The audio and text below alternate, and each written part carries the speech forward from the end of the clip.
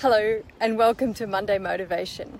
Today I want to talk to you about going back to basics, and we often hear about going back to basics, and I think a lot of people worry that it means that they're wasting time or they're going over stuff that they've already been over. And I did a lot of driving at the weekend, and I was also fortunate enough to have a couple of really long conversations with some very nice people, and I want to talk to you about those two people that I spoke to and why they're both going back to basics and how they're in very different situations and the reasons they're going back to basics and how it's going to benefit them. You can see today I'm at Rushcutters Bay in Sydney. It's so beautiful here. I can't see a thing in the phone camera, so I'm hoping you can see me. I'm hoping I am actually live. Yes, I think I am. And I'm hoping I'm not sort of filming just the water, but I might be. Anyway, I'm sure it's okay. So on my way to Canberra, I spoke to two people, as I said. Now, one of them, Amanda, she's a very experienced rider, hasn't been riding for a while, but she's getting a new horse. Now, the new horse is quite well trained, or pretty well trained actually, except she has no experience with that and she's not been riding for a few years now. So she's planning on going back to basics, and I'm going to tell you how she's going to do that in a minute. The other one is a girl called Sarah, who's also been riding for a long time, but she's had a very nervous horse. And one of the things about this particular horse is that she's taken it out and about, but she's never sort of felt 100%.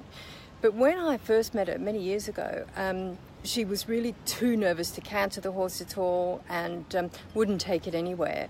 Now, and I haven't spoken to her for a few years, she's been working quietly on the Can Do Equine online material. And I was really pleased to hear from her at the weekend because she's now taking the horse out and about, but it still has some anxiety issues, especially when she's out. And so she's going back to basics to address those. Now, what's happened with Sarah is that she's really raised the bar. So her expectations of her mare have vastly increased to what they used to be. So before it was sort of, I just hope to survive, and if I can walk and trot and the horse doesn't buck me off, I'm going to be pretty happy with that. Now it's, hang on a minute, I want to not only go to the local show, but I'd like to place and I'd like to feel safe and have fun. And so that's absolutely brilliant. Amanda, our other rider, she's getting this quite well educated, although hasn't shown or anything, hasn't been out and about. But Amanda doesn't actually want to go out and about either. She wants to trail ride on the property. And so she's going back to basics as well. And the reason she's doing that is because she wants to know that whilst the horse is solid, it's not her training. She didn't put that training on the horse. So she wants to know that the horse will be safe with her, that the horse understands her cues, and she understands the horse's possible responses. And so she's going back to basics as well. Interestingly enough, they're both going to do exactly the same thing. So what they're both going to do is they're going to work through my online training system from lesson 1 to lesson, I don't even know how many lessons there are now. I've just added a new module at the weekend, which is the hindquarter control module. So those of you that have been saying, where's the hindquarter control module? It's in there now. Anyway, so they're going to work from module 1, lesson 1, all the way through right to the end, and that's the way they're going back to basics. Now, I think we worry when we say we're going back to basics, we worry that it's going to take us a long time, and we worry we're actually losing something by going back to basics. And I would say that just the opposite of that is true. I don't think you have anything to lose by going back to basics. I think you have everything to gain. And while you might think it takes a long time, it won't take you a long time, especially if you put that foundation training on your horse yourself. It will be quite a fast process. If the horse was foundation trained by somebody else, or maybe really wasn't foundation trained, let's be honest, some of them haven't been, then you're going to be filling in all those holes that have come out over the time you've been working with the horse. You know, every now and then something happens, saying, gosh, that's not very good. I wonder why that happened. You know, if you ever find yourself sort of thinking, I wonder if this horse has had a nasty accident doing that, or I wonder if this horse, you know, was hit with the whip when it does that. If you've ever found yourself wondering about your horse's history in that way, it's possible that back to basics would be a really good thing for you to do, because then you know how the horse learnt these things, and therefore when things do start going wrong, you know how to fix that. So I think that's terribly important. I remember when I was in Colorado with John and Josh Lyons, and towards the end of the course, and I was there for sort of 7 months, towards the end of the course, one of the things Josh said to us was, the first thing you guys are going to do when you get home is you're going to start your horses back at the beginning.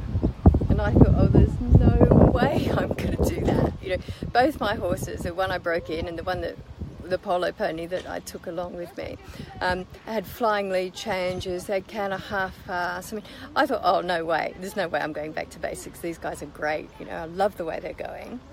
And I didn't just have to go somewhere home in the States. I, of course, had to fly my horses back to England, which was where I was living at the time. And interestingly enough, I'd been back a few weeks or a month or something, and I said, you know what? I think I am. I think Josh is right. I'm going to take these horses right back to the first lessons and start again. And what happened was I actually raised the bar. My expectations had grown in that short space of time. I've gone from thinking, you know, what I had was great, to thinking, wow, I could get a lot more than this out of these horses, and you know, this could be a lot more fun for me and for them and everything. So off I went back to basics, and I did expect it to take me a long time, and I was so pleasantly surprised. It really didn't take long at all, but not only did it not take terribly long, the horses were so much more solid at the end of it, and they were so much more confident. As was I, of course, because it made me realise that if the horse has got a little problem in there somewhere, I remember the warm blood mare that I'd got from Australia. She was just a little bit funny on the piaffe. She was fine with the piaffe, but she had this thing about learning new things. So if you would go to teach her something new, she'd always offer you the last thing that you taught, which is so cute, but you could see that she'd get a little bit anxious about it. And so when I was really trying to get her extended trot working, her first thing to do would be to come back and maybe try a piaffe. So she'd shorten the trot instead of lengthen the trot, and you could just feel she was just getting a little bit anxious about learning something new. So taking her back to basics gave her a huge amount of confidence, and I thought, oh wow, so that changed everything about her training, and that was absolutely fantastic. And of course, if your horse is more confident, you're more confident. And it made me realise, wow, you know, just because they have a little blip in their training or a wee problem like that, it might be a trailer loading problem, it might be picking up the canter, it could be anything. It's just something you need to go back and fill in that hole in your foundation training, because that's what it is. It's a little hole in your foundation training.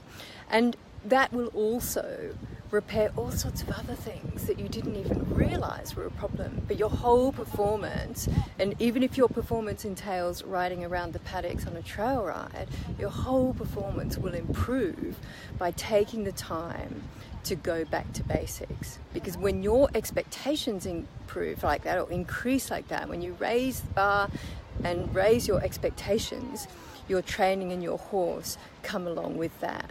And it's well worth it. So I encourage you to go back to basics. Anyway, it's goodbye from me at Rushcutters Bay in Sydney today, and I will see you tomorrow with training on Tuesday coming from inside the Can Do Equine online training. Look forward to it. Bye.